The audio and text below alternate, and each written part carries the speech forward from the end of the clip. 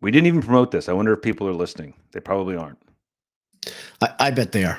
I think you'll get a couple. It may take a minute. People roll in. I think our group literally doesn't get up till 9 p.m. So, you know, they know better than to expect. Mostly Greg McManus. He sleeps in until 9 p.m. That's the type of guy he is. By the way, man, are we ever going to squash that beef? I feel I love that's actually being asked about now. I love it. And we're not the ones who said anything. No, it's fun. But no, there you go. Look, Nate Dolan's is first. There we go. Thanks guys for being here, jumping on. We got a good core already. I like this group already. But Jay, you're hosting. I'm not gonna step on you. Welcome to the Bold Sports Handsome Hour. It is Handsome Hour 224. Sometimes it's good to have BO. Yes, we're gonna make lots of jokes like that because that's the quality you've come to expect. Because we're grown-ups. There wasn't enough. I was thinking about this. There wasn't even enough fun this football season for me to make any of my awful puns about people scoring. Like, there wasn't enough. Not enough happened.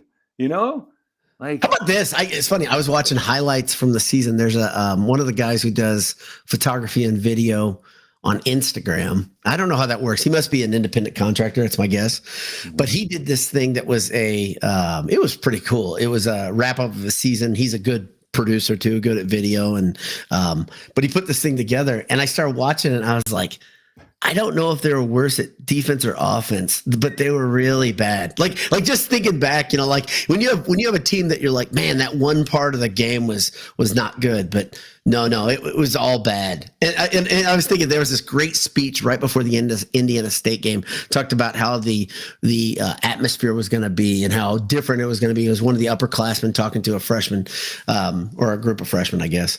And I was like, man, the fans were great this year. I mean, it's a shame to squander that, but so somebody put together a highlight reel of the season. Is that what you said? Yeah. I think he did it to show. I think it was really to show him his own abilities off. I can't remember the guy's name. He's awesome though. He's on Instagram. I think he's on Twitter as well. But his Instagram feed's great. Like it's really really good. And he's not a staffer. I know that. So yeoman's work, putting in the effort to put together a highlight reel of this season.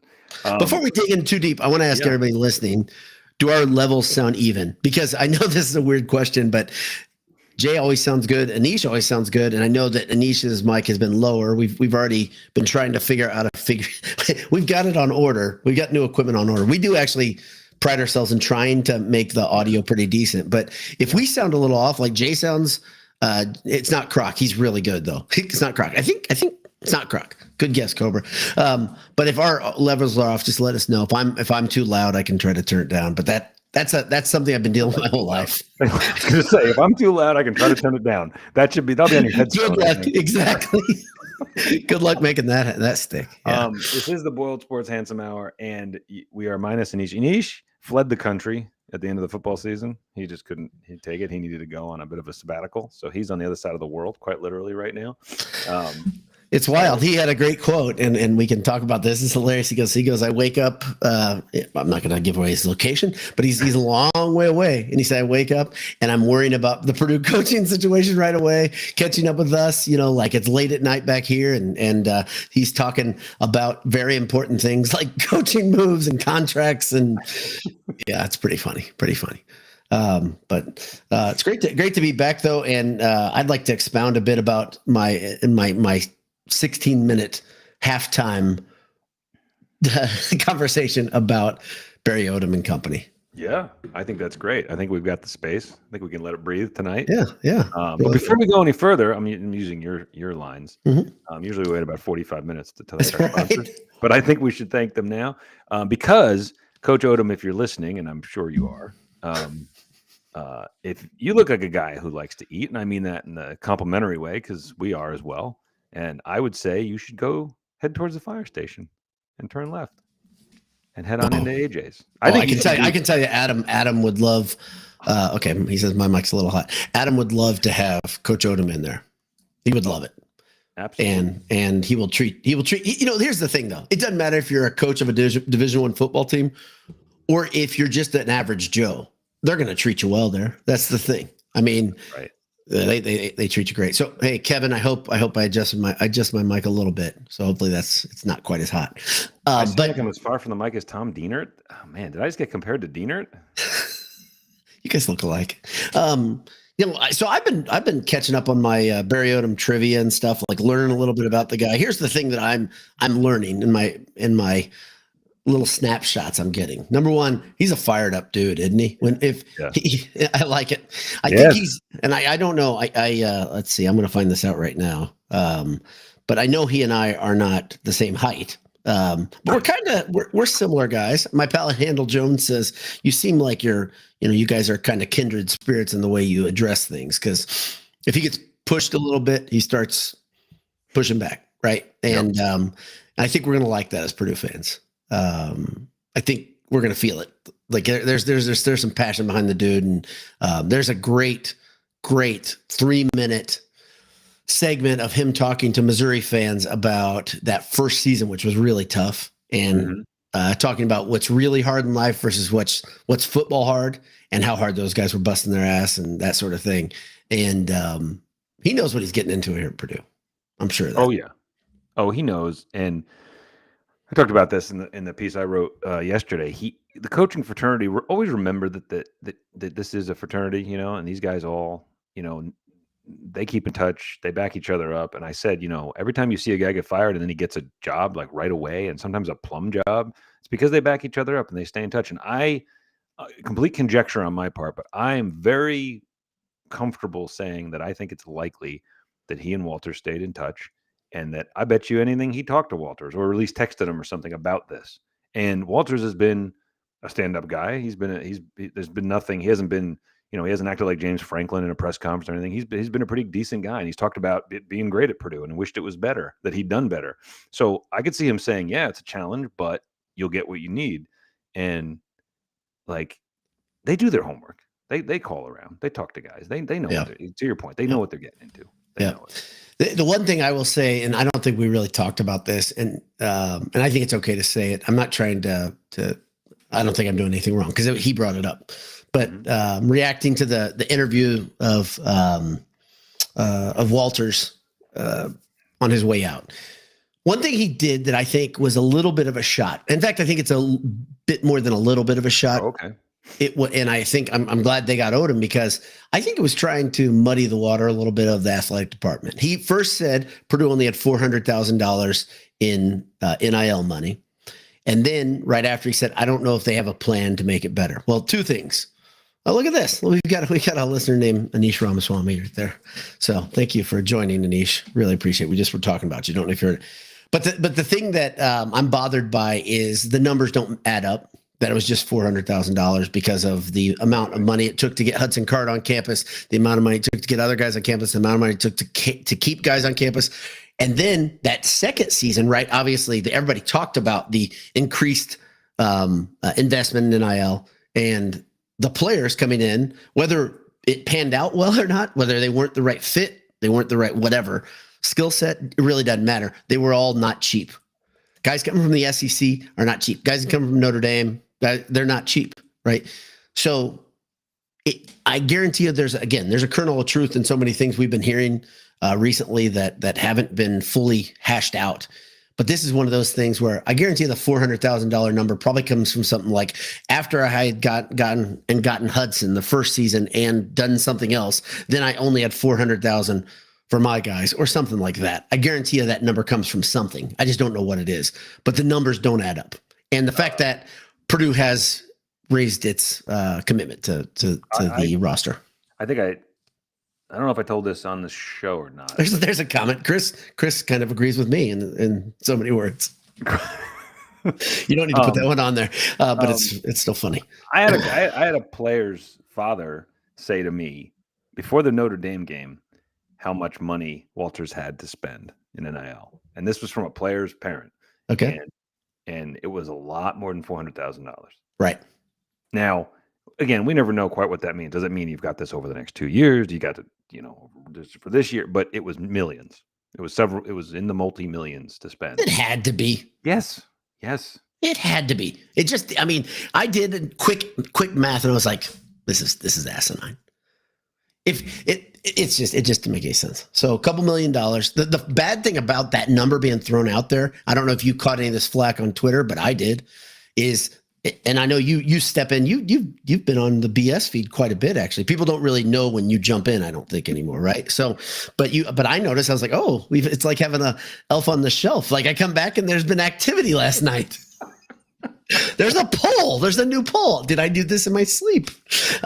It's like there was a time, and many people on here remember this. You and I split. Actually, you did more on Twitter for a long time because you're very good at that media. You're very good at the bite-size, quick-witted retorts. The thing you used to do though is you used to spar like hell with people, right? You've gone away from that. But the thing I caught a lot of crap on there of people just saying Purdue sucks. It's an awful job. They have $400,000 of NIL. Well, that was one of the arguments I was hearing. I mean, look at it. And here's the other thing: how much has the perception of Purdue changed in one season? Right. And then in 2 seasons, right? Let's go back to the end of Brahms' time here. Purdue had a different aura about the football team, right? So that's going to get rebuilt. It really does. And it's got to get rebuilt for recruiting, for getting guys on campus, but also for fan perception. I mean, it just needs to get back to where it's actually reality. It's not reality, right? The reputation is not reality right now. That's really the thing that bothers me as much as anything. The reputation is not reality? You think it's better? I think it's better than what people think it is. Right. I don't think it's great. Don't get me wrong. I still think, like the numbers we've heard, that Purdue spends less on football than any program in the Big Ten. Sure. But that's bad.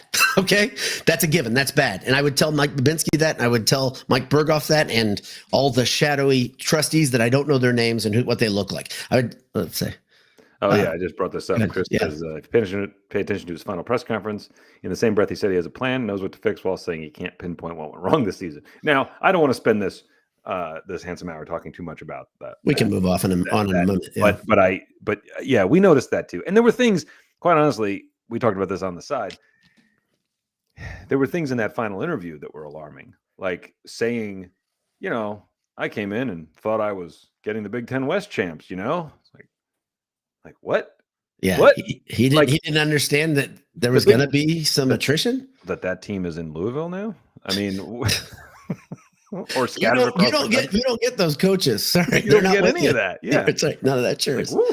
I mean, there's no reason to pile on at this point, but there were things in there that simply made me, at least, I'll just speak for myself, say, "Oh, okay." There were definitely some not prepared for the job moments, and I think to pivot here, you and I, and I think many Purdue fans were not super jazzed about the idea of Barry Odom. And I think it's fair to say, I think it's okay to say that. And I think it's also okay to say this wasn't, the flashiest hire, but I had someone else say to me, yeah, but what was the flashy hire out there? Maybe Chadwell, right? Yeah.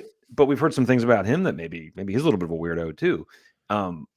So if you're not going to get a flashy hire, and Braum was probably the flashiest, even though he's not a flashy guy, that was an exciting hire because he was a hot name, right? And Purdue got the hot name. Odom is a guy with 6 years of head coaching experience, still young, has improved a program greatly that had not had success in decades, has dealt with some NIL bullshit already, right? Like with the guy who walked away from the team at 3-0. And as I pointed out in my post, they went 7-2 after that. It's incredible. That deserves a ton of credit. That's amazing that your locker room doesn't come apart. Yeah. And I don't know. I've read a few different things. One was that he didn't know the commitment was made, and he was kind of pissed about it too on the kid's behalf. And that probably helps, because if he was in there saying, "Yeah, man, you got screwed," then the whole team sees this guy backs us up, right? And everything about him strikes me as the kind of guy that guys want to get behind, right? Like that's why I compared him to Hope, but favorably, because I think he's got that sort of, like, the players loved Danny Hope, right? They love a guy who they know has their back, who is, leads with emotion, looks like a football player, looks like he's built like a chest of drawers. Just a funny thought popped into my head. That's it. That's all. But I just think he's the hire that, and the other thing I said in my post, it's okay if you're a little cautious, if you're a little nervous. That's okay. Purdue's missed on what? Two of the last three. They're due. Like, wait, that's the way I look at it. Right? Do for a good hire. So, I don't know. I think that and I just see someone over here, the Crimson Permanent Assurance. I don't know that. Yeah, wait, they come. They said I remember having the same feeling Whoa. when newly hired head coach was the name. When Joe Tiller was named. I think this is not really in English, but it's close. And I think that's fair because I don't think. First of all, there wasn't the coverage back then. There is now. There wasn't as many. I was stoked about Tiller, and the reason I was stoked is because I'm a dork that watched Thursday night Mountain West football. Right? I mean, like I was like, man, it was much harder to be a football nerd back then. It was, but I was one of them. I mean, like when all you guys were out doing fun things on Thursday, I was in my dorm watching football, and that's the thing. Like I really liked what Joe Tiller was bringing. I watched them throw the ball around. I was like, man, this is fun. I like it so much. I hope Purdue uses their uniforms next year. That's what I said. And guess what? It happened. Purdue stole Wyoming's uniforms. That really happened. But here. So Jay and I, this is the funny thing. I think back to some of the things that we said during the process of the last week when we were talking about who was going to be hired, who are the names we liked, and obviously on the Handsome Hour last week, you and I both were really. Not Odom. Do you remember that? Both of us said that. Not Odom. Okay, and we're going to admit, that's the thing. We're going to admit that. And I'm going to tell you why we both say this. And I haven't talked to Jay about this, but I'm going to tell you why. And there's the case of two Barrys here, right? You've got one Barry, okay? It's a 21-25 coach coming off of being fired in the SEC, right? Mm-hmm. His last season was 6-6. The one before 8-5, really good. 7-6 before that, 4-8 before that. But the big number that's damning, of course, is that 21-25 record, right? Mm-hmm. I think you'd say that's not a hot coach, right? Mm-hmm. So we and on top of that, and I talked a bit about this, and you talked about this in your excellent post, by the way. If you guys like to read, and that's still your bag, go on boiledsports.com. You actually can read words, many words. All the best words, and Jay has a very good post about his thoughts on Odom, and I think they put a lot of people's thoughts down on paper. Fairweather Boiled Sports, exactly, just like Fairweather Greg Minutes. Okay, so but then the next coach is a guy who's out of the Mountain West, who's the young upstart guy who's only been there 2 years. He's 19-8. He's just coming off a 10-3 season. Went to the conference championship, had this dynamic offense. That's the guy that I'm like, whoa, but the resume is not deep enough. Well, we get to combine them. That's the thing that's really cool. There's a lot of data out there about Barry Odom. And the point that I made, and this is me, looking into this and trying to, our judgment is exactly what you said. It was based on, and I'll tell you exactly what it's from for me, is back when Jeff Brom, in like his second or third game as a coach at Purdue, just took Odom's lunch money at Missouri. Missouri. Annihilated him. That might be, honestly, that's one of the best games Brom coached because he didn't. Because that was not a bad Missouri team. No, and he didn't take his foot off the gas like he did in later times when they'd get a lead. Boy, it felt like if they get a 7-point lead, Jeff's going to stop calling plays. Right. Oh, we're running it up the middle. That's what we should be able to. No, not at all. And so. That, and then I saw some quotes from him. We ended up talking to the Mazodcast, which is a similar to ours, but a Missouri focused. And I remember them, sharing we shared some quotes of what we'd heard Odom say, and they were like, yeah, I don't know. But they weren't totally negative on him. And that's probably because he had played there. They liked the guy. And I look at that and I think this guy was 38 and he got thrust into that spot because Pinkel retired. And we just had a guy who was 38 and that's what it can really happen. Like compare those two. Compare what Odom did in 4 years as a possibly unprepared first-time head coach to what just happened here for the last 2 years. And it's not even a comparison, right? And so then he continues being a good DC, then gets the job at Nevada, takes a program that's not in good shape and wins 19 games in 2 years. And I know not only not in good shape, they had no history of being in good shape. Nothing. That's the best UNLV team by record in 40 years. And we can say whatever we want about being not very excited about the Barry Odom from Missouri. That's pretty damn exciting to do that. I don't care what level you're at. To do something the best that they have in 40 years, that's pretty awesome. That's a great coaching job. Yeah. Yeah. And like you said, fighting through adversity, that's a huge deal. Huge deal. Noel 23 has a question for you. Dad, how do you feel about a white ball guy leading the football program? I don't like it. I don't like it. You can't trust him. Exactly. So here, this is great. I don't know if you just saw the photo that Anish sent us. Yeah. So here's the thing. The last white bald guy that led the Purdue football program, he was just around 500. That's the thing. It's wild. Somebody asked the question, how long do you give Odom to be here? We're not down on him, and we're not voting him out. We're saying, hey, we're just telling you what we were thinking during the last week. Right. In fact, Jay said it best, because I said it sounds like because I read his post, and I said it sounds like you've turned on it and you've gotten you're behind this hire, and you're like, okay, let's move forward. What did you respond with, Jay? What did you say? I said in your post, it sounded like you had turned the corner and you were behind the Odom hire. You're like, okay. And what did you say? Said kind of have to be. I don't have much choice. That's exactly right. And here's the thing. Jay, here's the thing. You're old enough. I'm old enough to know if you don't get behind the hire and you just stay frustrated and angst ridden, you're just going to be pissed off for no good reason. And by the way, there are some people in this margin that are there. I can get it. I hear it from them. There are people that, they're like, this wasn't the right hire. Whether they're hinting at it or not, there are people listening to that. It doesn't do you any good at this point. That's why I'm saying, but this is kind of like we said, if you weren't a guy who was like, okay, and you can go back and review your thoughts and feelings when Walters was hired. We said, you know what? I trust Babinski. I like the hire. Okay. And that's why I tried to review that during my quick look at the Barry Odom hire. Mm-hmm.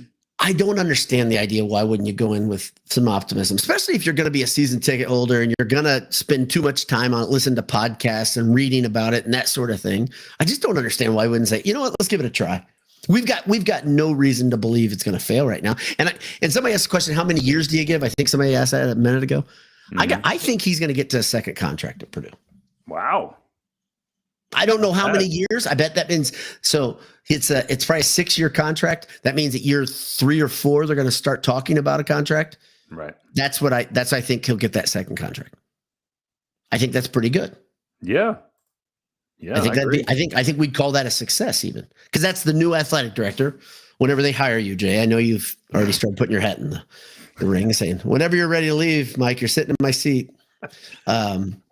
So yeah, he's ready. Jay's ready. He has applied for positions at Purdue similar to that. Yeah, I have. When it's an open application, there's nothing stopping you. Exactly. Why not? Yeah. So Anish, while you're on here, could you tell us how you did the ticker? Because we couldn't figure it out. Yeah, I couldn't figure that out anywhere, Anish. I was very sad about that. What was I gonna? Oh, I was gonna bring up. Anish actually just had a question for us here, and I was saving some of these because I could always bang through some of these at the end. But he says, Anish says, better bench press in their coaching prime, Danny Hope, Jeff Brom, or Barry Odom. And I think you got to go with Hope. I go Hope. Diesel. Hope. He's a beast. I know Odom was a quarterback. Odom's a big guy. Yeah. Brom's a quarterback. Odom was a linebacker. I think so. And Hope, I believe, was a lineman, wasn't he? I think he's a lineman. Yeah. Yeah. And I can tell you, and you probably did too, I shook Hope's hand, man. That was like a vice. He was one of those guys where it feels like everything's cracking going up your arm. Still injured from that handshake. Yeah. I think I shook his hand twice, and the second time I was like, oh no. Because my hands are so tiny too. Like it's gonna be bad. That was one of your favorite bits when we had the Hopeful Danny Twitter feed. You would always talk about a liftoff. You'd be like, challenge the offensive line to a liftoff today. Won again. The old man won again. Wins again. Never gets old. That was great. Oh, yeah. No, I don't. Here's the other thing, and Jay talked about this. He touched on this idea. I think it's absolutely true that this is the smartest hire for Mike Babinski.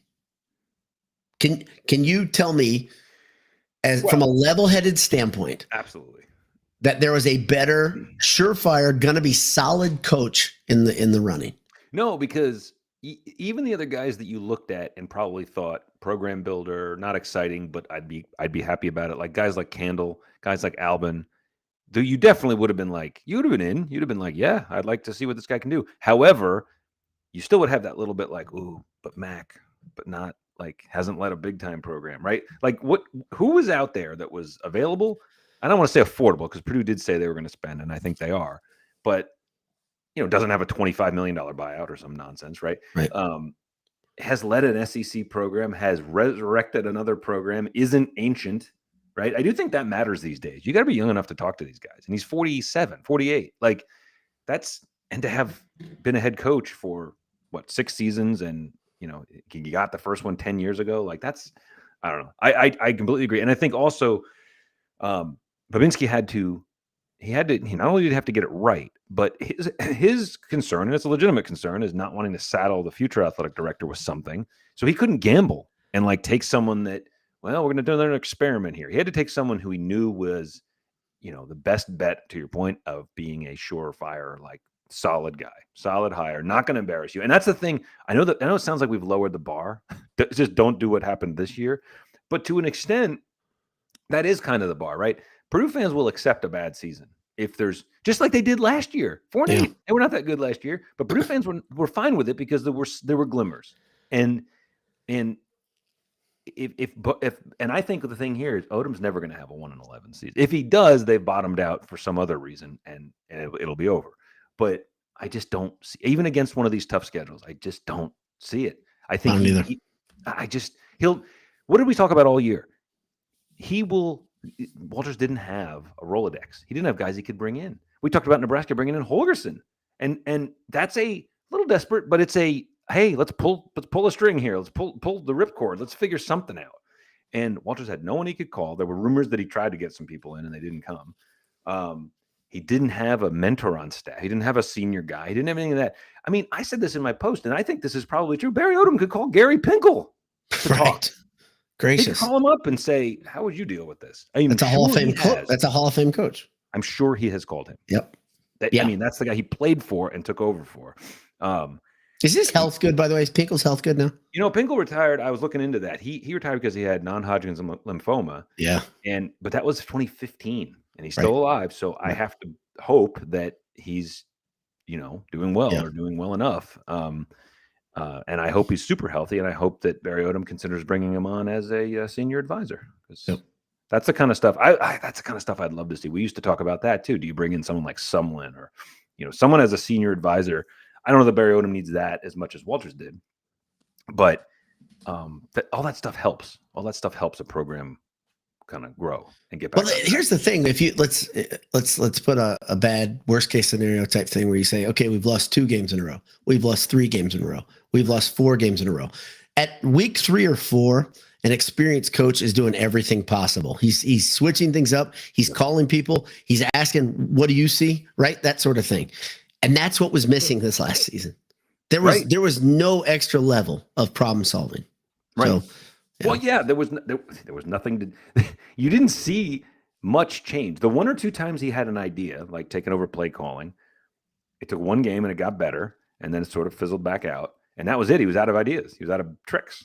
And an experienced coach, we talked about this all year. They have been down this road. They've been in a rough time before, and they know how to talk to the guys about it. I don't even think Walters knew what to say to them. I think the best thing that Walters did, honestly, and I think it's because he's a relatable young guy, and he looks younger than he is. That's the other thing. That's in his defense. There are some guys that just look youthful, right? And they act youthful. He dressed well, that sort of thing. But he could talk to the guys on one-on-one. I don't think he lost the team. They were still trying. I thought the same thing. That's incredible. That's a tip of the cap. They were, and we talked about how emotional he was after the Michigan State loss, and he basically admitted that it got to him that these guys were still trying at 1-9 at that time. That they were still working hard, and I think it hit him because he was like, he knew that the ship was sinking, and these guys were still fighting for him. So to your point, that's a good, that bodes well though for this whole program. It's not a loser program. You know what I mean? Like there are programs out there where and that's what Dion thought Colorado had. That's why he got rid of so many people, because they had been losing so much. He felt like there was, and maybe there was, like we didn't love the way he handled it there, but maybe there was that seeping in where guys didn't believe and didn't try hard. And I didn't see that at Purdue. I agree. You see the way Devin Mockabee still runs among other guys. Like, I mean, that's much appreciated by Purdue fans and by the coaching staff. Clearly, they appreciated it very much too. So the point is, the program is not, you can minimize, and people do all the time. Oh, those Big Ten West. There's still 2 years coming off of a Big Ten championship game appearance. That still counts. That happened. Yeah. And okay, so you're 3 years off of a 9-win season with a win in Tennessee's backyard against Tennessee. Okay, in that bowl game. That's you can minimize whatever you want. Purdue is a few seasons away off of an era where they were beating top 5 teams with regularity. Okay, so this whole idea that, oh, you can't win at Purdue, and you see those stupid comments from trolls, oh, you're never going to win at Purdue. They just did recently. Like, stop it with that. And I would also argue that Indiana's season should give you hope as a Purdue fan. It should. If you got any brain on your shoulders, it should. Absolutely. Absolutely. That it is possible. And I'm not talking about going to the playoff, but when you look at some of the teams that are in the playoff, it should give you lots of hope that there is a chance. You don't have to be a blue blood elite team to be in the running, to be talked about. You need to be top 20, right? And that's doable at Purdue. We know it is. You and I have seen it. A lot of young people haven't, but you and I have seen it. Yeah. Hey, someone over here in the margin said they saw the video of Odom bull riding. And if you don't know the context of that, at UNLV between this season and last season, I believe, he got on a bull for fundraising.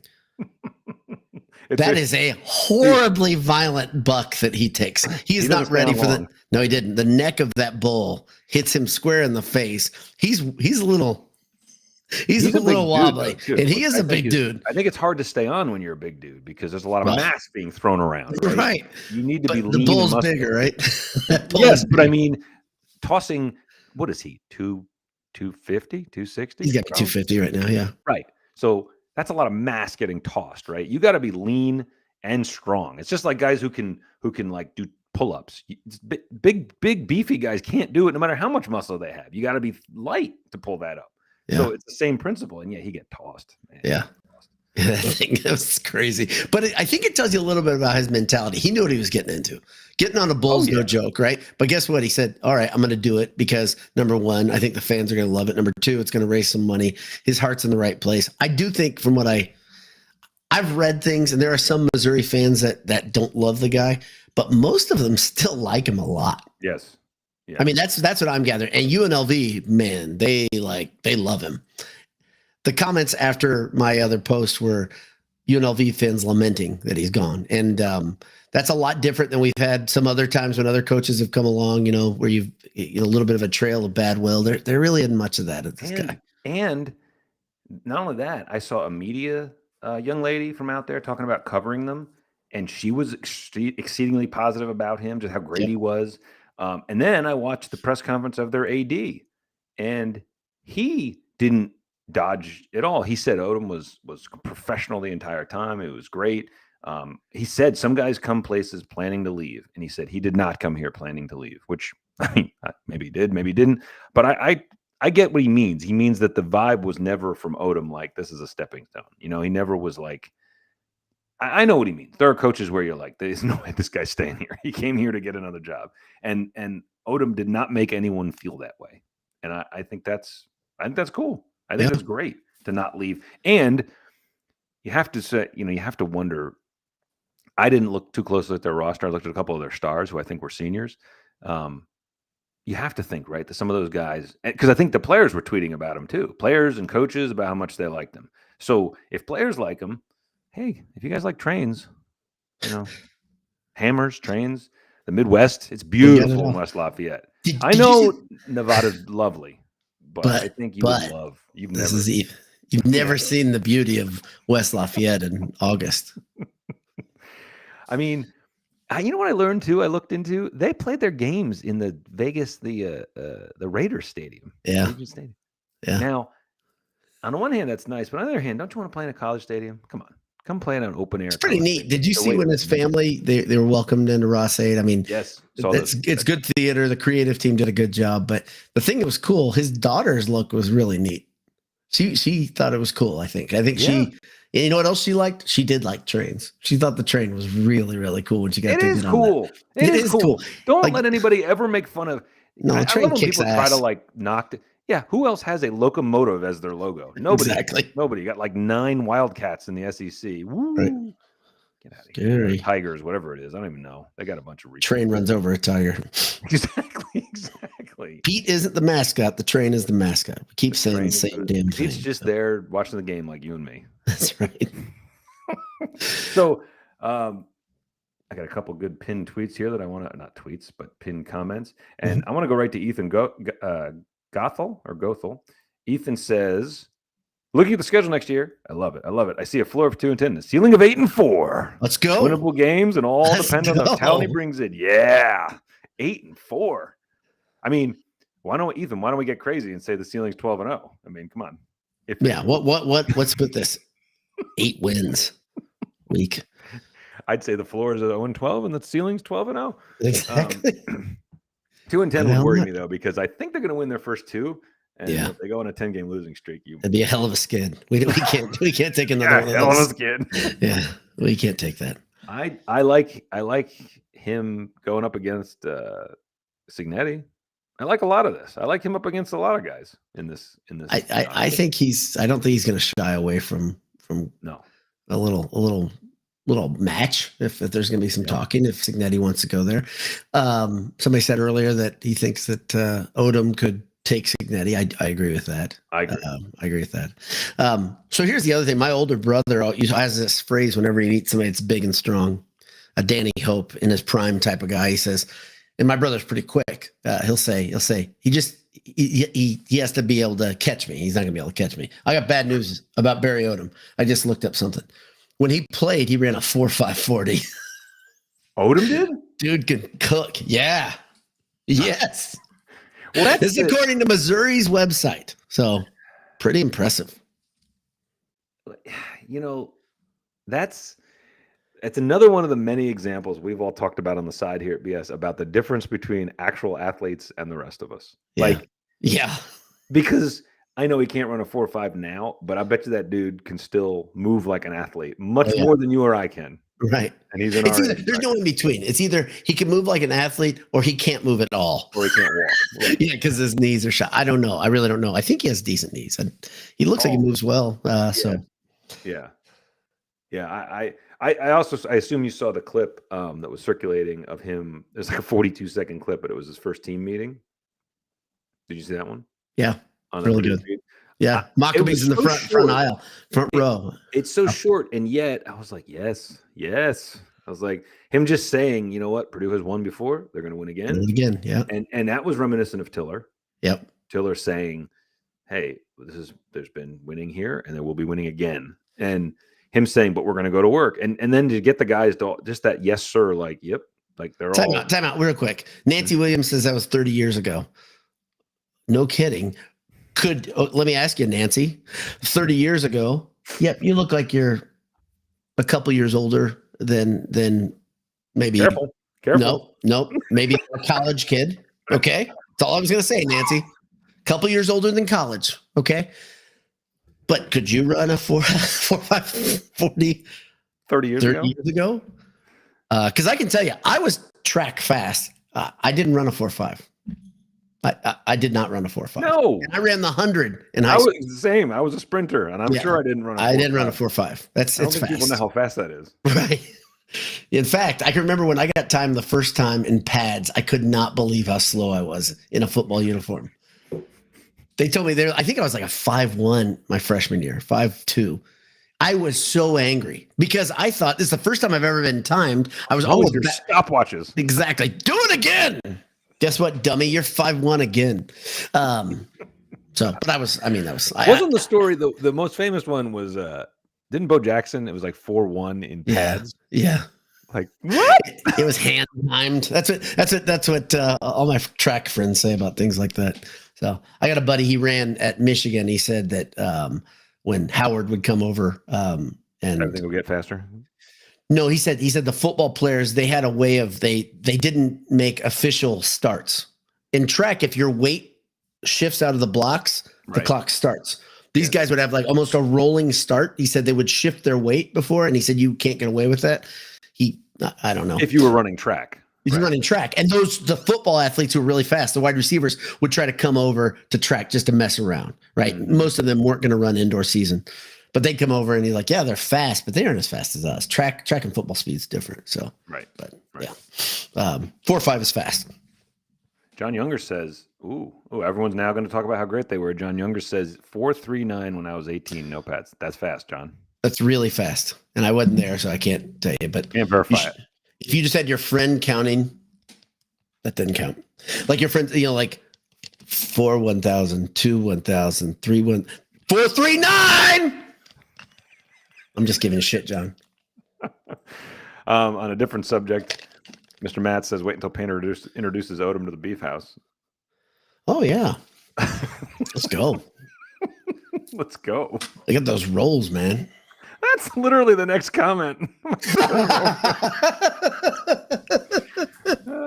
I did not look over at that. I did not look over. That's great. So I think John Younger is going to be the fastest in the Boileds. I bet our friend Tommy Thomas isn't a 4.39 guy. I know he wasn't. Not officially. Tommy Thomas, who played football for Purdue, who was a wideout for Purdue. You think he was slower than that? 4.39? Yes. Yes, I do. 4.39. If he ran 4.39, I'm telling you. It would have been all conference. Exactly. Yes, that's blazing. I don't think there was a player on Purdue's team this year that was a 4.39. No, probably not. So Greg says he's a 4.5 for 20. Yeah, that's good. That's solid, Greg. There's no reason to hurry. Exactly. What are you gonna get at this age? Here's the thing, because every now and again I'll try to sprint. I can't. My air brakes don't work very well. It's a long slow. It's a long wind up. You need one of those runaway ramps exactly. on the side of the highway. You need gravel. Just yeah, exactly. So yeah. So do you think, Jay? This is a question for you. Do you think there will be? I'll give you an over and under number. 3.5 members of the Walters coaching staff will be retained. Over under. Under. I agree. I do think there'll be a couple though. You do? I do. There are a couple guys that I've heard nothing but positive things about. Nothing positive. How's that gonna work? He's gonna interview them, right? He's gonna come in and talk to them, right? Or maybe to my point earlier, maybe he talks to guys. Maybe Walters has said, "This guy, you should give this guy a shot. He's really good." Like he probably might have done that, right? Yeah. Hey, by the way, Adam just started. We got to start the show over. Okay. He said he was going to go back. We can just go back to the beginning and start it over. I think that's all right. Better way to do it. All right, everybody ready? and welcome. No, I like think, to thank I think our it'll sponsor, AJ's. They're AJ's best sponsor we've ever had.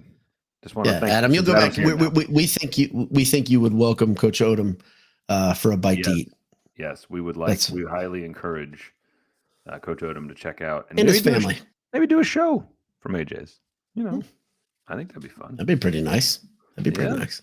So yeah, John Younger says Conrad stays. That's one of the guys that I hear good things. There are a couple other too. So yeah, there's I think 3.5 is a good guess. So that doesn't mean they're going to be super high, but Conrad is I'm telling you, he's impeccable. So audio's off. Start over. Yeah.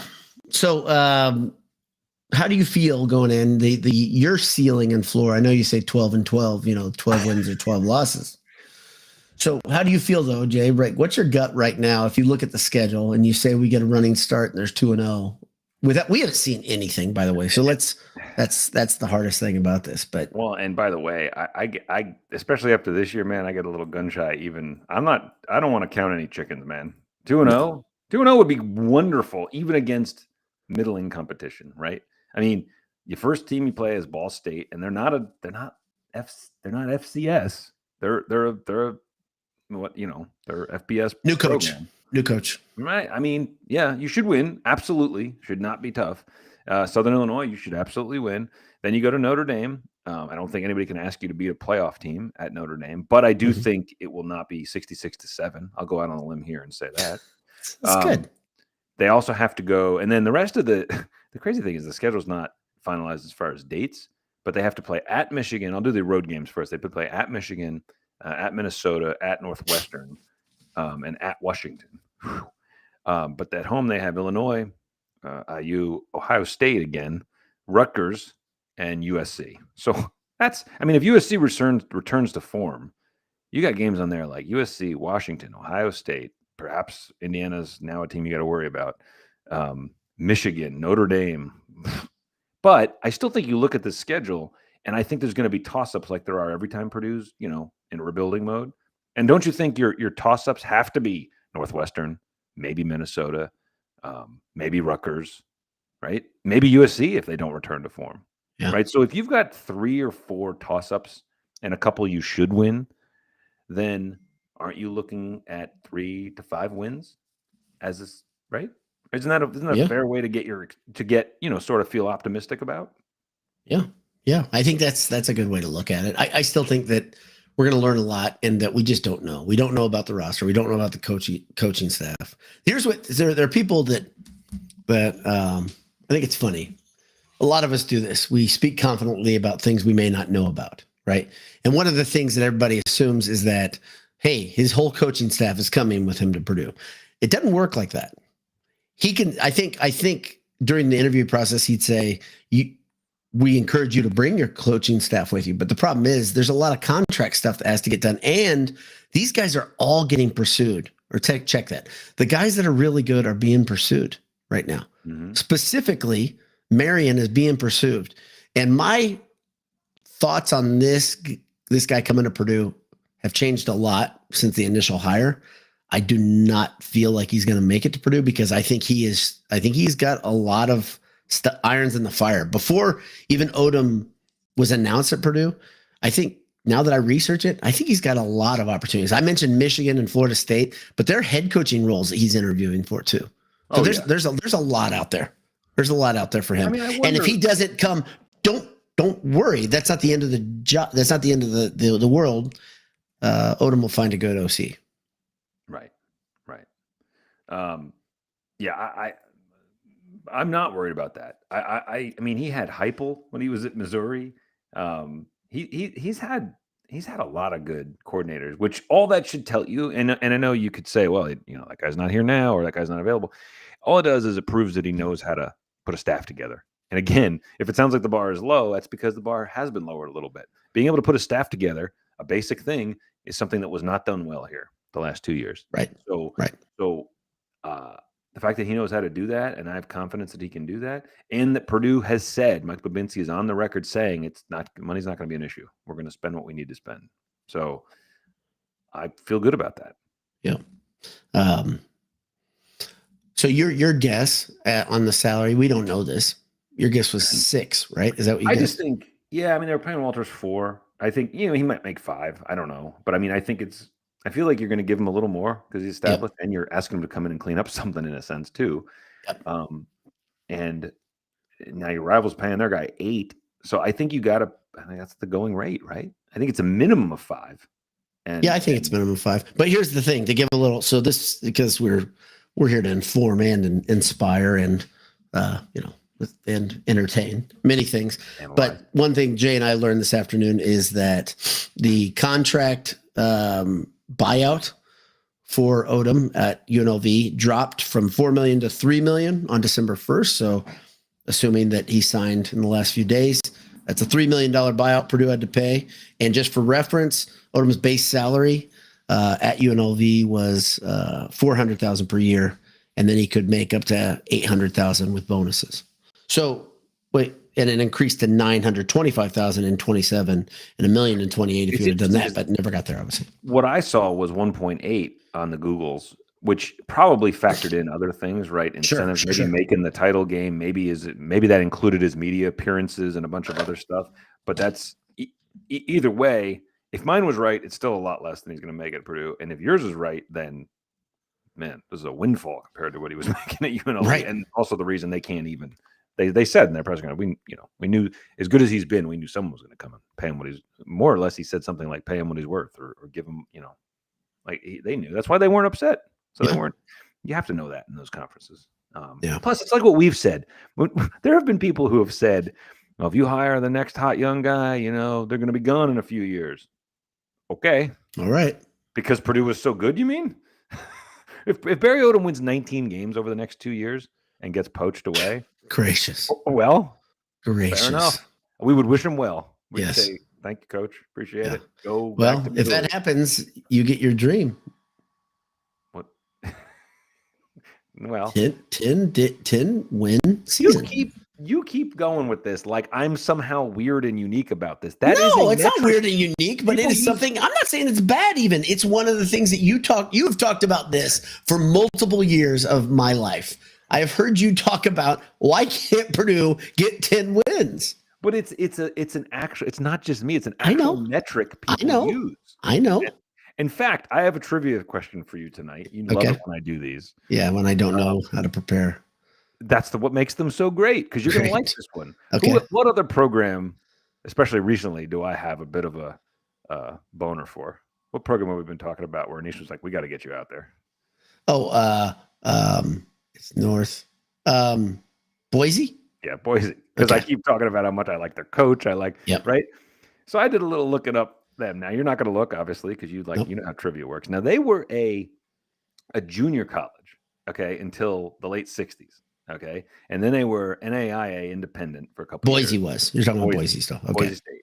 Then they were Division II.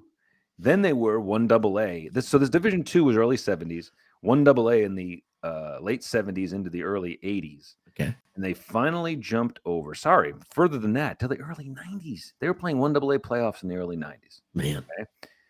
Okay? But if we go back to when they became Division I, so even including the double A's, you're talking about 1976. Okay, you're talking about, what is that, 48, 50, thereabout, about 48 years. Man, yeah. How many 10-win seasons do you think they have had in those 48 years? Because you're including lower divisional play in I'm including the FCS play. Correct, but they were still just to give you a barometer or a little. In the 70s, they're still only playing 11. Like 77, they played 11 games. 79, they played 11 games. Yeah, and then they'd play a little playoff here and there, but they still only played like 12 or 13 games. It's not like they were playing 48 years. See, I'm going to say that I could just say they probably had. I bet they've had 6 or 7 10-win seasons since they've come up. I would say. So I'm going to say in 48 years, I'm going to say they had 17 10-win seasons. That's a very good guess, but you're still not right. They've had more than 17. Oh my gosh. They're really good. 24. Gracious. Double-digit win seasons since 1970. So how many of those are in what do we call it? FBS now? All but let me see, 1, 2, 3, 4, 5. 5 were not. So since 99, they've had 19. Oh my gosh. So my number wasn't far off, but my thought of how they got there was far off. That's wild. That's great. I mean, it's insane when I look at it, because they've had such a repeatedly. I don't know. I know I'm veering away from the point here, but I was looking this up today and I was like, I don't think anybody would believe that 24 in the last 48. The thing that's crazy about them too is it hasn't been the same guy. They've gone through coaches. Coaches have gone up, right? And they just keep winning. Well, but you look back at who they've had. So they had Brian Harsin, who was really good. They had Chris Peterson. Gosh darn it. They had Dan Hawkins. Remember Dan Hawkins? Yes, crazy Dan Hawkins. Hey, brother. Hey, brother. They had Dirk Cutter. They had Houston Nutt. Like, it's kind of ridiculous how many good coaches they've had there. Nutt was only there for a year, and he wasn't very good. But a lot of great coaches have come through there, which all that tells me is that's a good program. It's well run. People like being there. And he was on their coach right now was on your list, on your short list, I'd say. He sure was. Yeah, he sure was. They're in the college football playoff, man. They're getting a bye. So what was your? I was pretty rigid with my curricula. What were you? Is it curriculum? Multiple. Your requirements. Curriculum, right? Yeah, requirements. He was someone who excited me as a gamble, but I probably wouldn't have put him on if I had gotten, we didn't really get around to it, ran out of time. It's only his second year, right? Yeah. Only his second year coaching. So all time. And he's like 36 or something. So I mean, had he been hired, I would have been excited. Yeah. But a little nervous. Yeah. I wanted experience, just like you. I wanted an experienced coach. I wanted a guy who'd been a head coach. I kind of wanted a guy who was offensive, which everybody I think did. Yeah. But the idea of hiring a guy who's got a defensive background, but has had, I mean, it's not like UNLV was boring offensively, and it's not like those Missouri teams were boring offensively. They weren't. He had Drew Lock. Like they took offense very seriously. Yeah. So, to me, he could be what I think Babinski hoped Walters would be, in that you bring in a guy who's a defensive stalwart, and then you run a great offense with a great offensive coordinator. Now you've got both. Something that's really what he's known for. If you really look at his good seasons, have been pretty high-powered offense. Right. So, and so, well, I don't even want to ask you this on the air because I think it'd take some steam from the whole thing. Remind me later. So yeah, I don't want to ask on the air. Now I'm so curious. Yeah, it's a perception thing. Okay. So any more questions that you've got that for either from people or from? Yeah. So Meisterberger says, why are we not thrilled? I heard his brother's a 2-time NBA champion. Took me a minute. He's talking about Lamar Odom. I think that's very good. Dude, the resemblance is uncanny. Yeah. And then there was someone else. Oh yeah, he said Meisterberger was leaning into this joke. He said he's so excited to see Lamar as an honorary captain. He's loving this. Are we gonna have another? Is there another Odom joke coming? Oh, he's really liking that. Oh, you'll like this one. Yeah, I bet he was laughing while he was typing it too. Of course he was. We know the joke. Yeah. Evansville Boiler says, "Can Odom get rid of shout?" Please, I agree. Please. There's some things that should have been. This was the perfect year to get rid of stuff because yes. Come on, ride the train over shout. Absolutely. How fun would that be between the third and the fourth quarter? Absolutely. And only when you're winning or close. Let's just nix it. When it's 48-0, you don't have to do it. The problem, well, the 15 or 20 people that are there and those games were really bad. You know, that didn't happen this year, by the way. The stands did not get cleared out until pretty late in the game. Well, somebody said something about I don't know if I saved this one.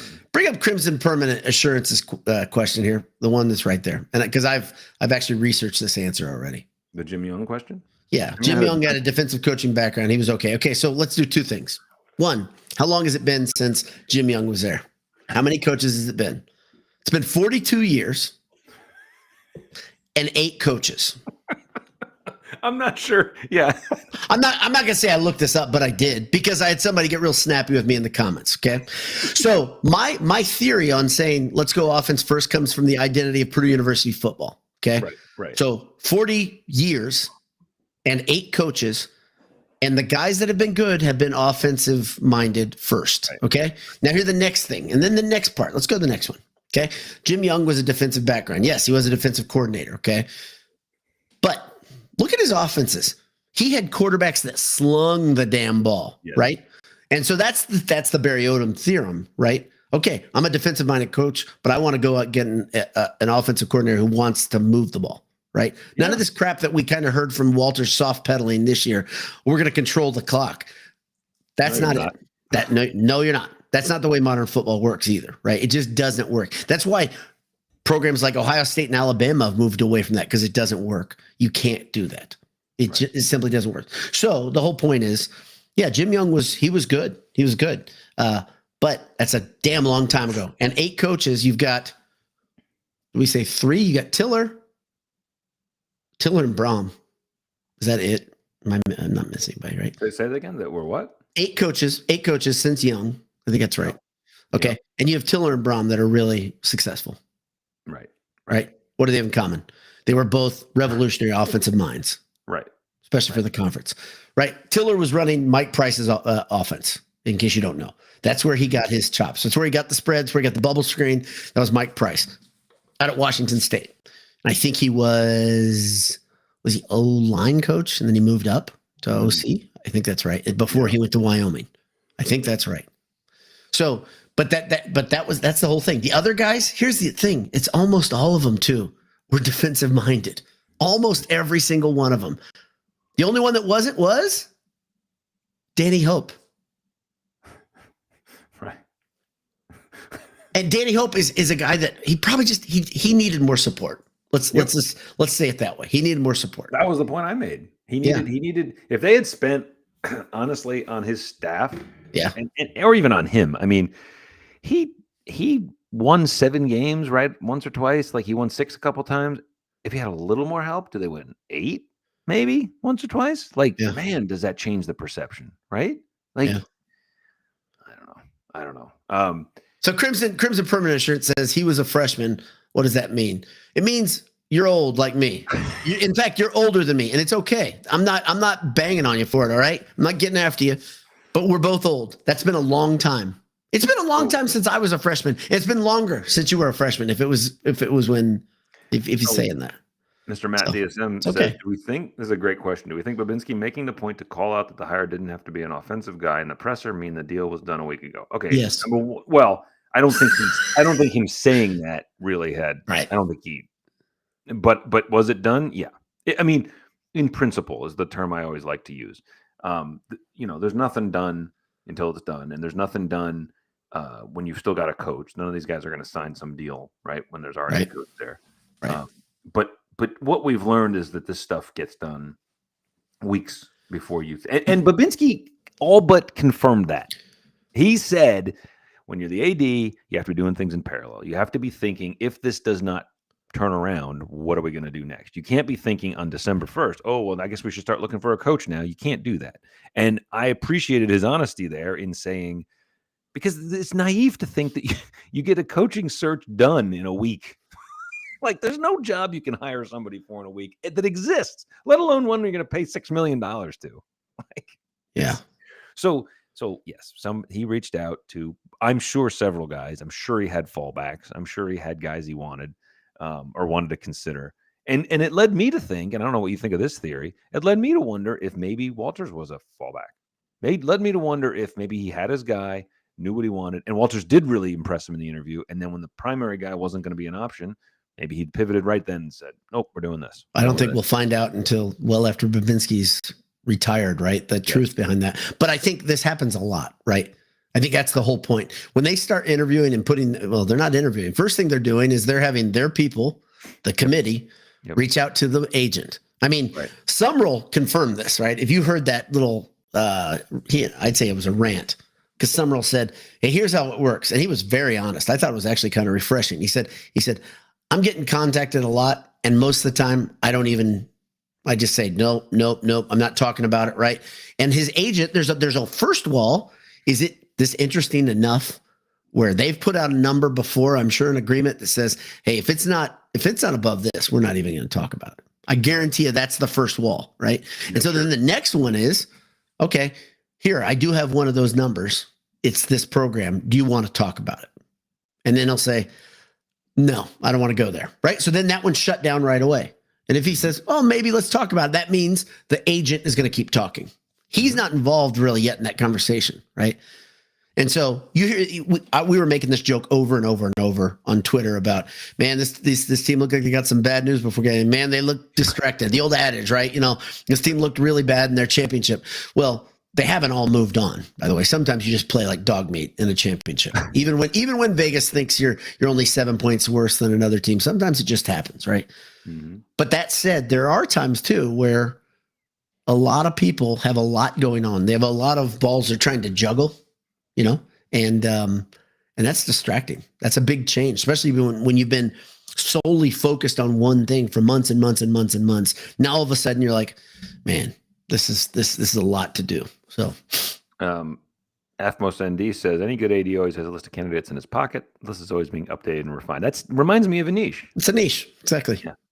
And then Fairweather Greg McManus also says this is an interesting one, and I do wonder if this is good. Team directors and athletic directors are always thinking 3 to 5 months ahead. I'd bet once the 66-7 game happened, Bo started thinking what ifs. Probably started thinking about it. You don't want to believe that the wheels are off entirely, but I'll tell you, we had conversations at halftime with people of that game, and we were saying, man, this might be really that bad. Yeah. It's, you brought it up that next week. If you go back and review the tape, you pretty much said, what teams come back from this? Yeah, right. It's a great question. And all we want, by the way, when you ask that question, You were asking somebody like Anish saying, just please tell me. I really don't know. And you watch a lot of football and you remember things pretty well. That's a pretty good combo. Yeah. Yes. And you can't think of a thrashing like that where the team was like, yeah, everything's fine. Bounced back and had an 8-win season. We just lost to a rival by $1 billion. We didn't do anything well. Look, the people who were still pulling in the 2 years is too short. Purdue bookended their season with the 2 worst losses in the football program's 150 year history.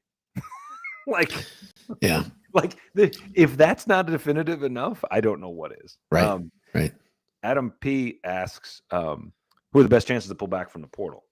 And I think it's easy to say, Thieneman, Purdue football royalty. I think he's got to be one of them, right? I think he would be the number one guy you can pull back, and he's obviously important. But I would think you could pull him back for multiple reasons. Number one, I think his family, they love Purdue. I think that's the first thing. Yeah. I think the second thing is, again, this is a defensive coach. I think he can sell that idea of him being really important in his defense. You said something about him. Maybe he gets to play up near the line, like where he can actually see the other quarterback. That's crazy. And react to what that quarterback's doing. Wow. Maybe spy every now and again. Oh, that'd be fun. It'd be a lot of fun. So here's the thing. So this season was worse for Thieneman than last year. And last season, I would argue, wasn't perfect if you really wanted to break down his film. Okay. But here's the thing. With Thieneman and Helt both, I want everyone who's spitting fire in their direction to remember these guys are sophomores. Yeah. They're young. They're really good. They're really talented. And Helt, I agree, couldn't hold an edge often. It happened, right? I'm not saying you're wrong, but he's still young. And I think his potential is massive. I guarantee he's a guy that if you put him in a combine type situation, people are like, oh boy. Right. That guy. So, yeah. John Timmons says Claire is gone. I think that's the hardest one to keep from slipping into the. Yep. I completely agree. I agree. What else do we have here? I think we did talk about this earlier. Yeah, we did talk about this. Jarvis says anywhere in the OC coming with him. We think it's unlikely. I guess it's not out of the realm of possibility. I think that, let's put it this way, if he didn't get a really plum OC job or head coaching gig, Purdue would be a step up from UNLV. He'll get paid more, be better. And if he likes coaching with Odom, which he does, it's not out of the realm of possibility. I would say, but that's going to get figured out in the next week, I would think. He'll know if he's going somewhere else or not. And I'm sure Odom's making his calls already. So, because you need that for recruiting, don't you? You need to be able to say, this is the OC, guys. This is why you want to come play offense here. Yep. So I've gotten a chance. I've talked to a few parents of football players recently. And there are a couple things that everyone needs to understand. There's so much tampering happening. That's the first one. Before a kid even enters the portal, there's tampering. And it's rampant. It is still illegal. It doesn't matter. The NCAA doesn't enforce that rule, but it is a real rule. Not supposed to tamper. And I've said for a long time, until they start fining these schools like they do in the NFL for tampering, nothing's going to change. The other thing that has to change, by the way, if we're going to be pros about this thing, don't they have to have I'm not trying to be silly here. Don't they have to implement some sort of draft? I mean, draft? What do you mean? Yeah, I'm serious about this. A college draft?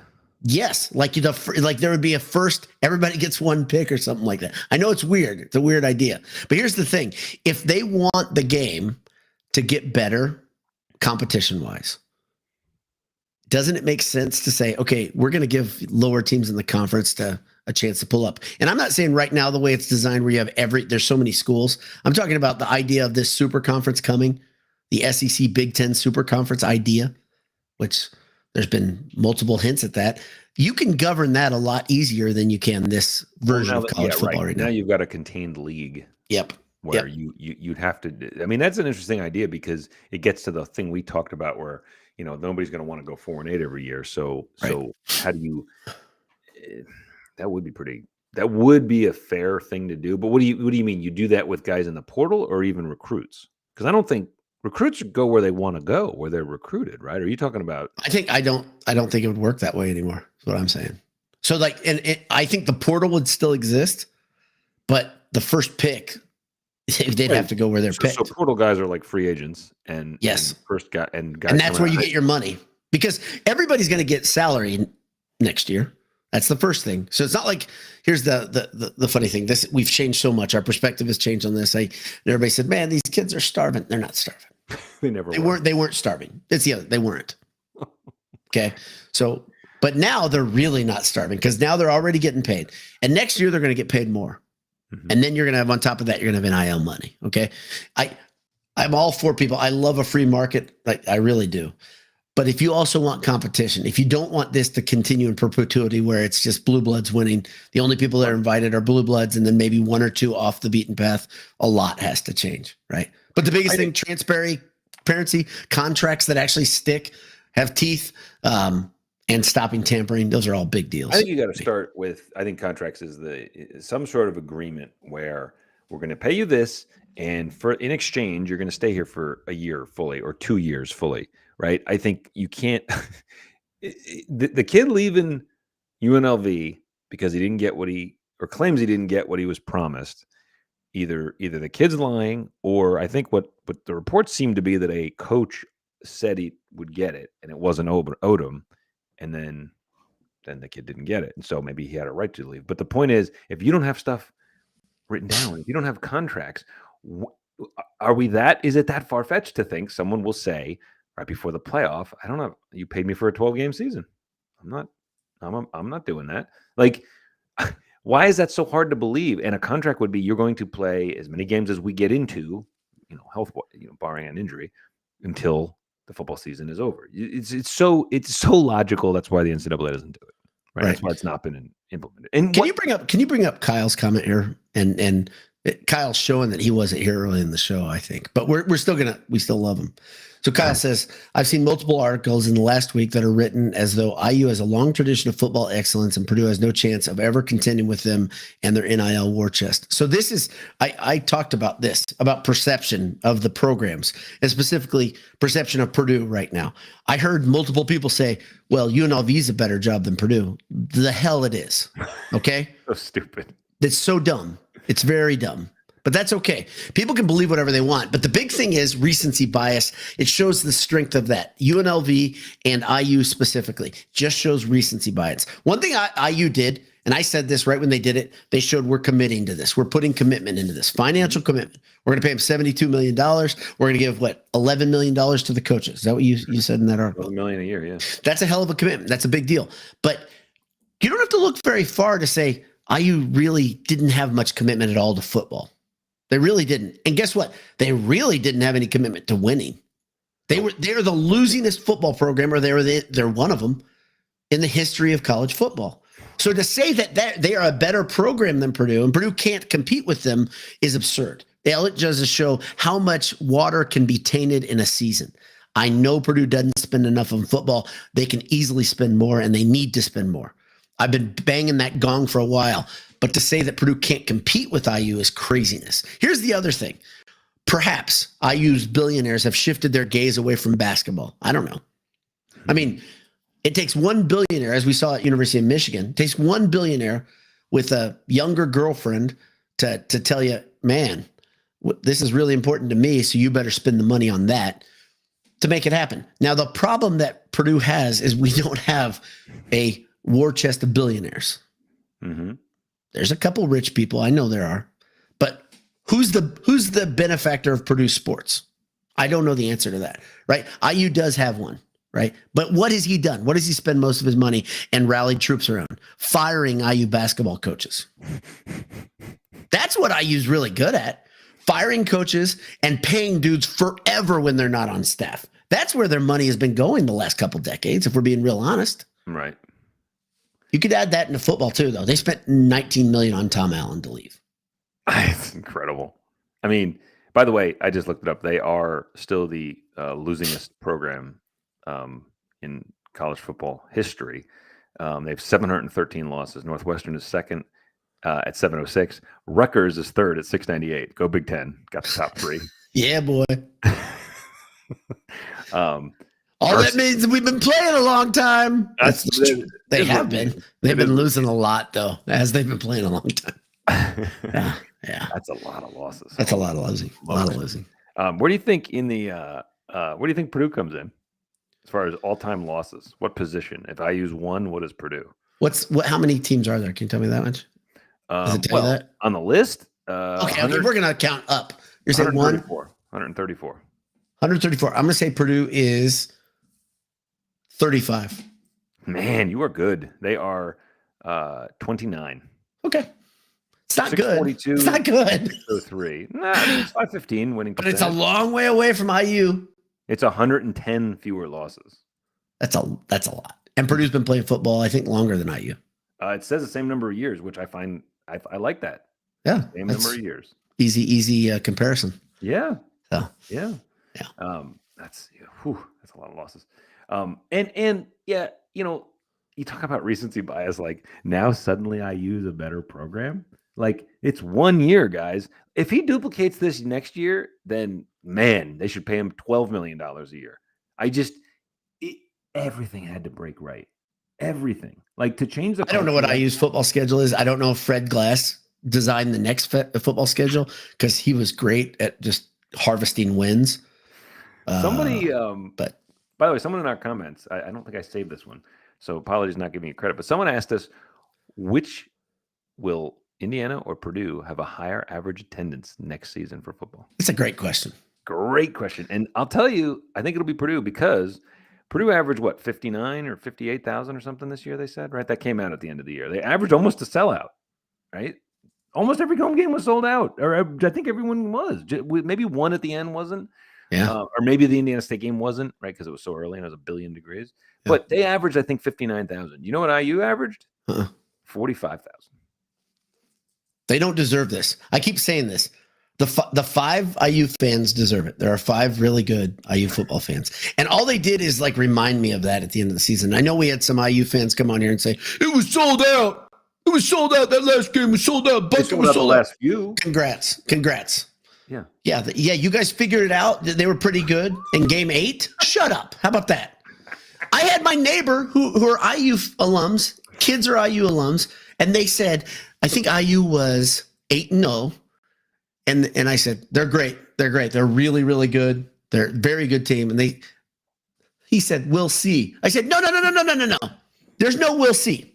If you lose out from here, you're having one of your best seasons ever. Exactly. You're not Alabama. Shut your damn hole. Come on. There's no we'll see happening here.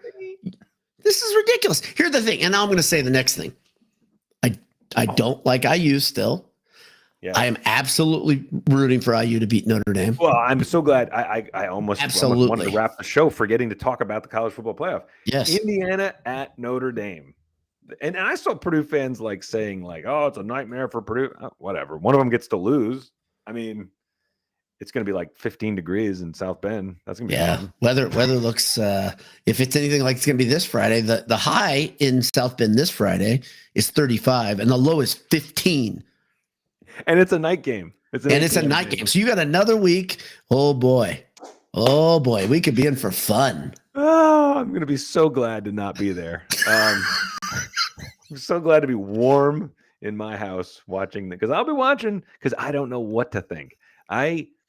It would be hilarious for Notre Dame to lose a home game in this playoff to Indiana. Indiana's like a grenade for every one of these teams that's playing them. You know they're good this year, but historically, you're still losing to Indiana. Am I the only one that thinks that Notre Dame got the easiest path to the championship when I look at that? Oh, that side of the brackets.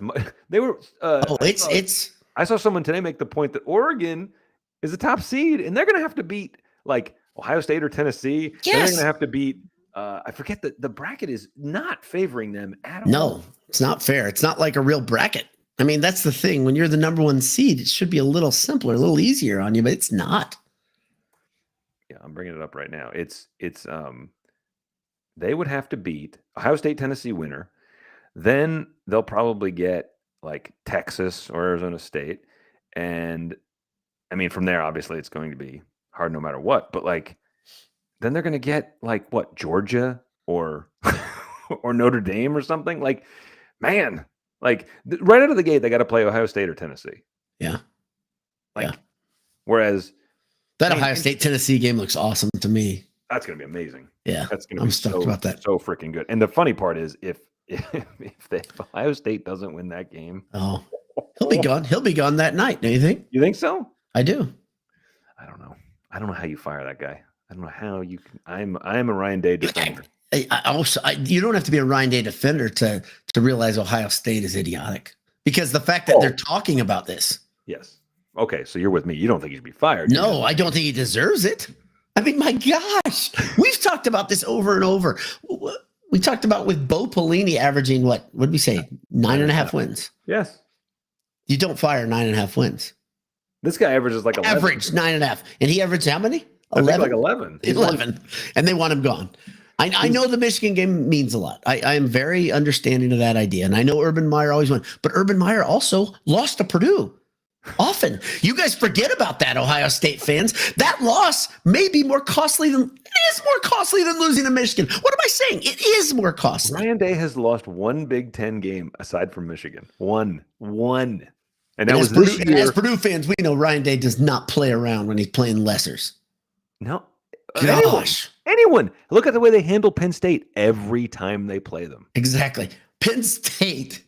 I mean, damn you, James Franklin. Is there anybody else more overhyped that can't win a big game than James Franklin? James Franklin is weird in the fact that he sucks as a person. He wins all the games he should. You know what I mean? Like he's completely predictable. He wins, and he should win a lot. He wins. That's the thing. Like if you said to me, "Oh, you could win 10, 11 games a year," yeah, of course I would take it.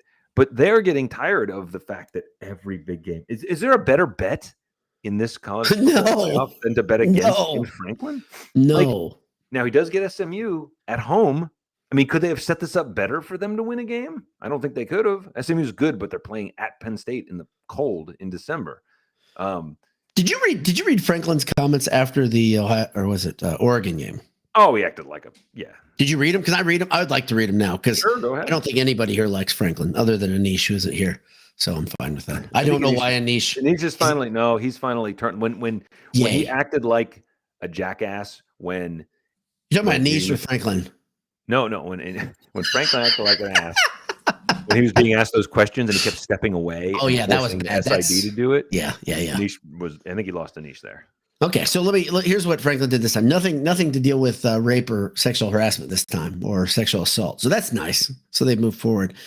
He said, I don't want to come off the wrong way.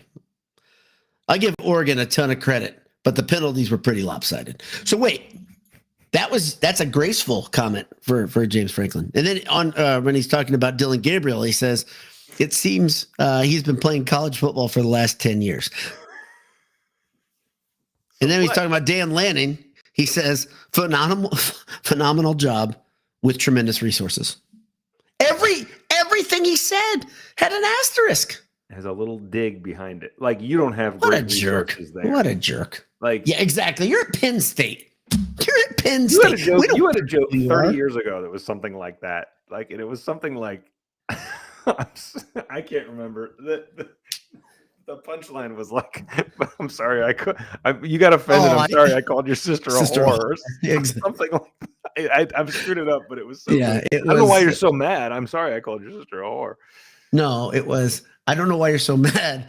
I'm really sorry, your sister's a whore. That's I'm upset about. What are you so mad about? I'm so sorry. This is your situation. Yeah. Oh my gosh. Yeah. It's so good. It is. So yeah, the playoffs going to be fun. I'm excited. I can understand people being on both sides of this, but I'm absolutely coming out for the underdog. One thing that's hilarious is Freeman came out and said, I did Google Signetti, and then he just went straight, man. He did not. He didn't do it like it was a joke. No, it was so good. I was unfamiliar with him, so I Googled him, and so that's like a double blast, right? Because you give him, you say, I Googled him because that's what you asked me to do. Second thing is, I didn't know enough about him. I had to Google him.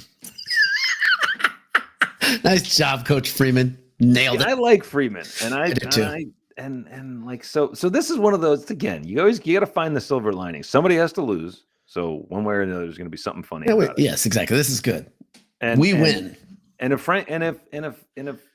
Freeman wins. Okay, Freeman wins. The thing with Freeman is if he wins enough, man, he might get another job.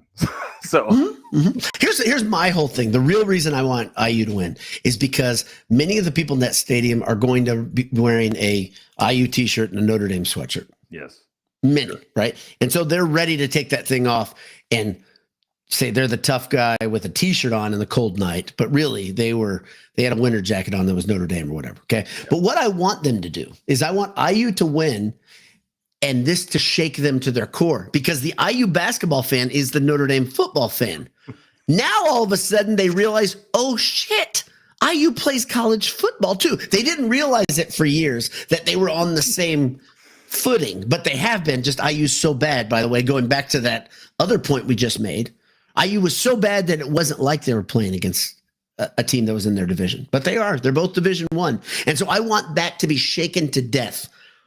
The reversible jacket just to be torn apart, because I've been living with these people my whole life. Let it die.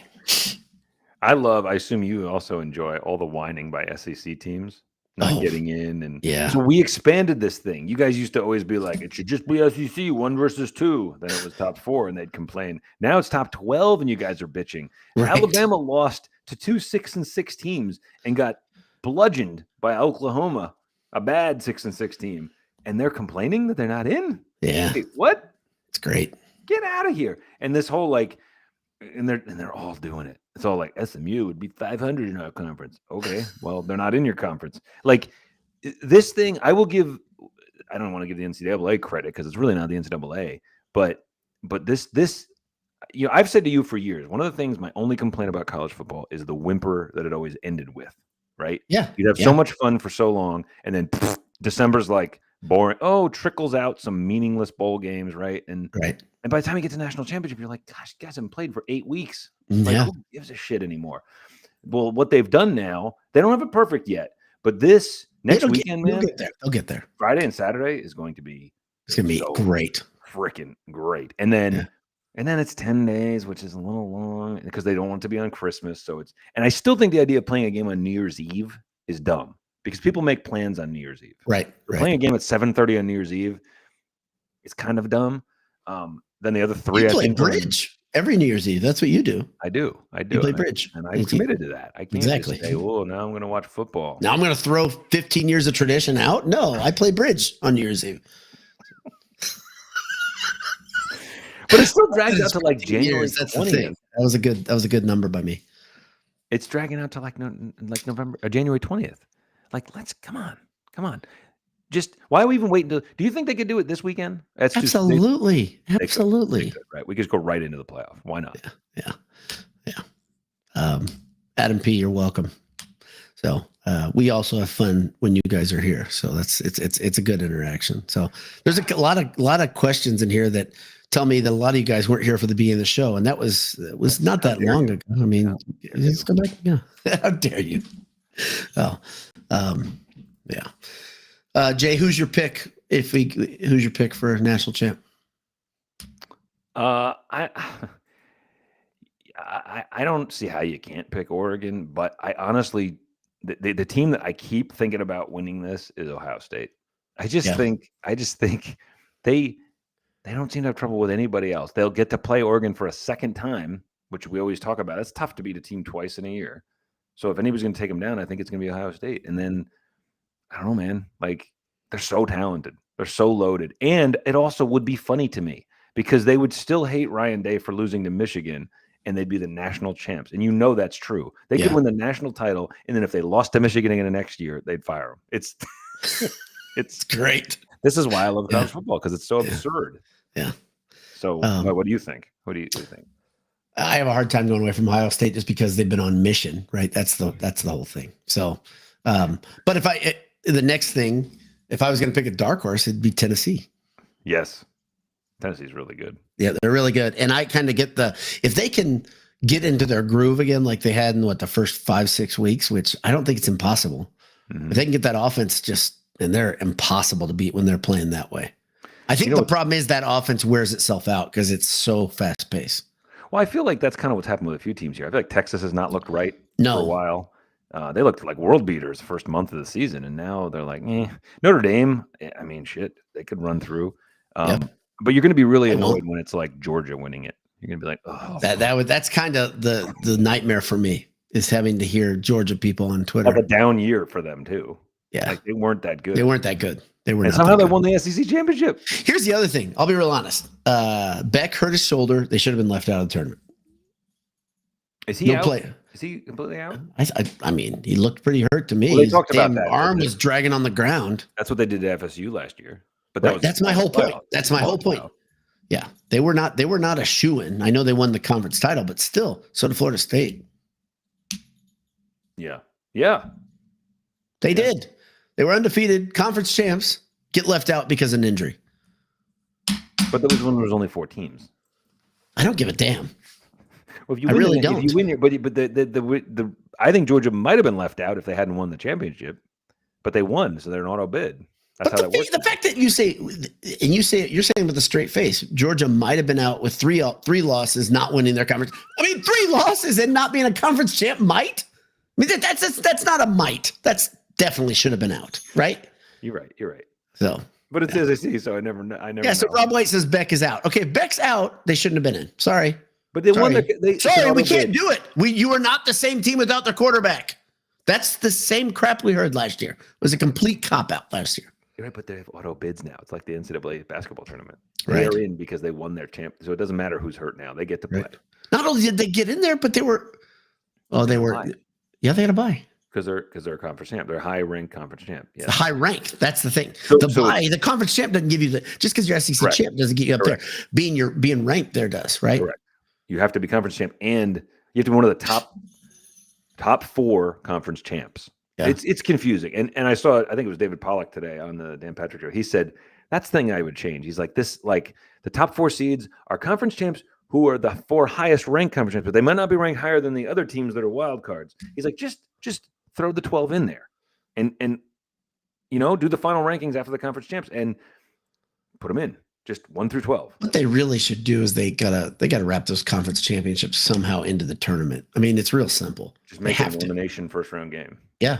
Well, it kind of is. I mean, it isn't because it isn't though. It isn't. Penn State lost, they're still in. Right. Texas lost, they're still in. Yes. In fact, I would argue that those teams were locked regardless. They were.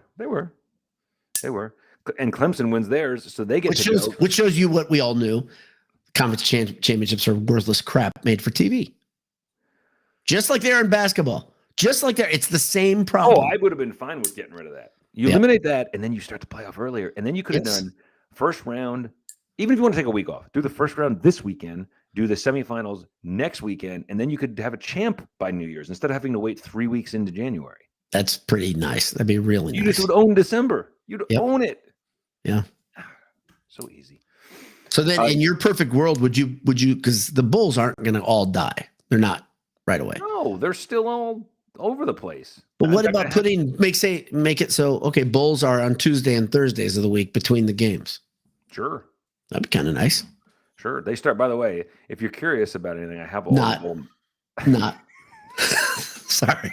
But go ahead. Did you know Nebraska's playing BC in the Pinstripe Bowl in New York City? Oh, congratulations. Our favorite prize. You get to sit in the top of Yankee Stadium with blowing snow. Nebraska football is back, baby. What a great tradition. What a great tradition. It is. But speaking of Nebraska being back, and we are right up against it, as they say in the business, your buddy Scott Frost is a coach once again. Somebody get Scott Frost some shoes. I got to tweet that picture out. That was it's amazing. The suede gray Jordans. I'm sure they were expensive. Wait, is that what that is? That's exactly what they are. Shoes. No, they're Jordans. What? Yeah, they're Jordans, and they look stupid. Oh, I like some of these guys wearing like top grain leather Jordans because there's some decent Jordans out there with good leather, like the black ones with the white midsole. That looks solid with a suit. Or brown with white, but this gray suede Jordan with gray suit, it looks like he's wearing a jumpsuit almost, like it's footy pajamas. But he's back at UCF, baby. UCF. And I, as you can imagine, to defend his national championship. I can't wait because you know what? UCF, didn't he take over for Heupel there? And he kind of Yeah. just took over a tailor-made, like ready-made, good program. And he coached it like 2 years, 3 years. Yeah. It wasn't much. And now they're in the Big 12. You know that? You remember that? Oh, this They're in is the Big- fun. No, it's not the same team that he had before. It isn't Right. going to be as easy to win there. And now, oh man, oh my gosh, this is going to be so fun. I know you're excited. Not going to be the same, but it's going to be still a lot of fun. Yeah. He's in the Big 12. He's in a big conference. Landed on his feet as really earned it to get from Big 10 to Big 12. Good job. He was one of the best coaches in the Big Ten. I don't forget that. $30-something million, I think, from Nebraska. Man. So he didn't need to coach again, but these egomaniacs. Every time I hear Jimbo Fisher on Sirius XM, because I think he's on a show often during the week. I don't know why, but I'll turn on XM in the morning and it's him going, hibbity. Sounds like Porky Pig. But he's on there, and all I can think is, dude, they paid you $70+ million to leave, and that wasn't enough. I hear he's still like putting his hat in the. I'll coach there. Sure. Dude, just stop. Enjoy the radio gig. You're don't fine. do anything. Or go Don't fishing. do it. Exactly. You don't have to be on the radio. Dumbass. Oh. These guys they're not doing it for the money, man. I mean, they are, but they're doing it for they're egomaniacs. Come on. Yeah. The other thing we didn't do is we should thank our other sponsor, Home Field Apparel. It's Christmas time. Good time to buy gifts. They were running specials. I don't know if they're running any right now. They had one today. If you buy one, you get the second item 30% off, and it's a code on their Twitter feed. Or you get a boil 25 at checkout, get 15% off. 50% off, which is, if you do the math, you can win on that one. That's you can't get this. This is an owner exclusive. Right? Yeah, somebody asked about that earlier. You cannot get that. You can't get that. It is not for sale. There's a few friends of the program. Ray Davis has one of these. There's a few that made it. They got tracks down the sleeves. I don't know how well you can all see this on there, but the gold BS logo. I'm reaching to the wrong side because my thing is reversed, so I don't know where to reach. It's great. Yep. These are nice. I forgot how nice and comfortable these were. So it's very comfortable. Mine needs to be worn more. I'm with you. Yeah. There's a question. Which one is worse, Wrigley or Fenway? Wrigley, Fenway, or Yankee Stadium? Yankee Stadium is new, so Yankee Stadium wins. As far as worse, it's better. It's better. It's a better stadium. It's a better stadium to watch more a game. Amenities. Let's put it that way. Yeah. Fenway is a horrible place to watch a baseball game, and worse for football, and the same with Wrigley. Awful. Wrigley's. I would much rather see a game in Wrigley than Fenway. But you don't like Fenway because you're a Yankees fan. So let's be real honest. Let's just clear the air here. Yeah. And these people are all saying that Yankee Stadium takes forever to get in. The viewing angles are bad. Yeah, it's a baseball stadium. It's right. Not meant for football. Of course, the viewing angles. It's just like when they do these hockey games in the Winter Classic, and people when they've had them near here, people are like, well, "You're not going to go?" I'm like, "Freeze my ass off at an outdoor hockey game." And it's usually like the coldest day of the year for it just happenstance, isn't it? And it's always far awful. away. Look, the size of a hockey rink in a football stadium is like a postage stamp. And you're going to sit there and watch that and act like that's good? I think this is my thing on a lot of stuff. I think people do things group think, right? They're like, oh, yeah, that's going to be fun. Let's do that. Yeah, that's going to be fun. No, it isn't. Use some critical thinking and think, what's going to be fun about this? I'm not going to be able to see it very well, and I'm going to freeze my ass off. I'm seeing a puck from 200 yards away. You're not going to see the puck. I feel the same way about musicals. I feel the same way about it. People just are like, oh, no, it's so great. No, it isn't. Wait. You feel the same way about musicals? Yeah. I know I threw that in there. My family comes down on me. My family comes down on me because I am anti-musical. Oh, okay. You just don't like musicals. Yeah, correct. I saw somebody talked about they take a perfectly good movie and ruin it. I saw that. With a song. Let's ruin a movie every 15 minutes. 15 minutes, exactly. That's great. That's so good. I think there are like 2 or 3 good musicals. I loved Greatest Showman. Love that movie. I think it's a great movie. I bet you did. You probably saw Wicked too. Nope. Refused. I won't see it for lots of reasons, but when I saw like a promo or a trailer for it, are they friends? Is this like? Yeah, they're friends. I think. Remember when one of the terrible Jurassic Park trailers came out, and you said, "This time the Raptors are on our side." Stupid ass thing. What in the world? Why would you think this is good? That's one of my favorite things I've ever said, by the way, because it was totally from the cuff. I'd seen that dumb commercial. Gosh. The other one I'll share that you and I will find fun. I don't know if everybody else. Do you remember the commercial? He's driving a motorcycle and the Raptors are alongside him, ready to go into battle. Like charge.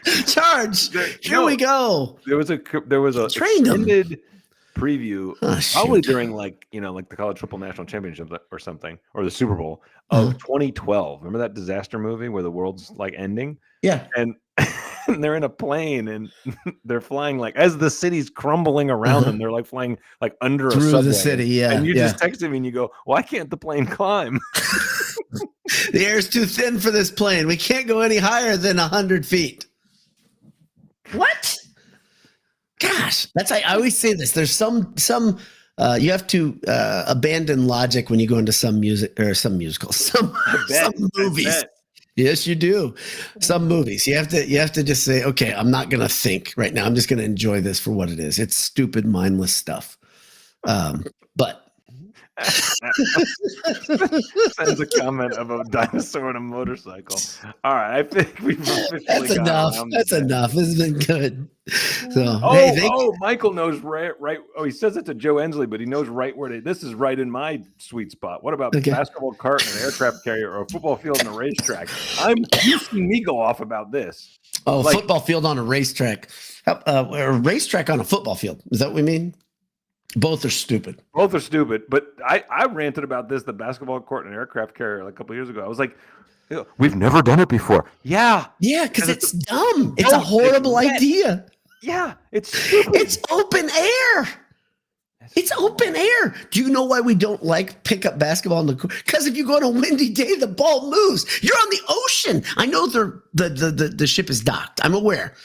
But still, it's very windy near the ocean, guys, girls. Well, one of the times they did that, there was too much moisture and it got slippery and they stopped playing. Right. Like, oh, you're kidding.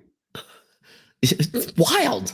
I always hate that shit too, because it's just like when they play an outdoor hockey game. The sideline interviews are always the same. How amazing is this?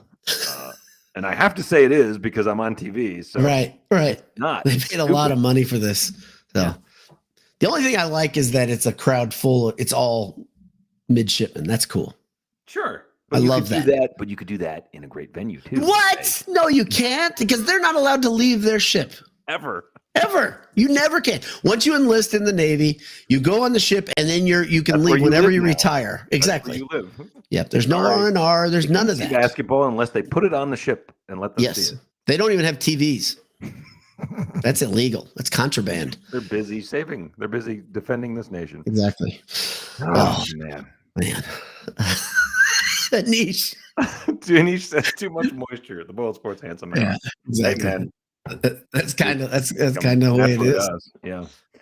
That's a good way to end it, I think. I think that's it. It's been a pleasure to hang out with Jay and see Anish is here, tuning in from far away, and to be with all of you tonight has been awesome. Hey, Purdue's got a new football coach, and we're in the full swing of basketball season. This is the last Handsome Hour of the year. We're moving into Basketball Beat next. It'll look like the Handsome Hour, but it's way different. Tune in. I love you guys. Good night.